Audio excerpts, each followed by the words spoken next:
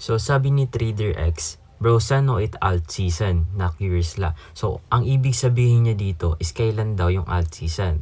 So, pwede natin yung alamin based on my perspective and my own opinion. So, first muna nating alamin, ano nga ba yung alt season? Alt season o yung altcoin season ay yung panahon na kung saan yung mga altcoins ay tumataas habang si Bitcoin or BTC ay bumababa.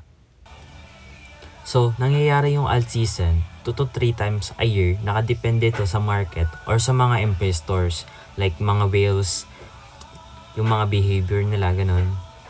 So, according naman sa research ko, sabi dito sa CoinEx News article na yung cryptocurrency daw may naghahanda para sa pagtaas ng presyo. So, may possibility siya or potential para tumaas. May nakuha pa akong article na sabi dito, sabi ni Michael, late June 2024 daw yung pag-start ng alt season hanggang September to October. Para sa akin, in my own analysis, may possibilities pa rin na mangyari to this year.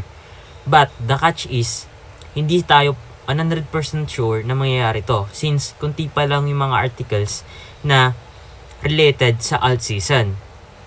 Kaya mas maganda pa rin mag-do tayo or mag-do your own research bago tayo sumabak or pumunta mag-risk ng pera sa isang crypto or sa isang business.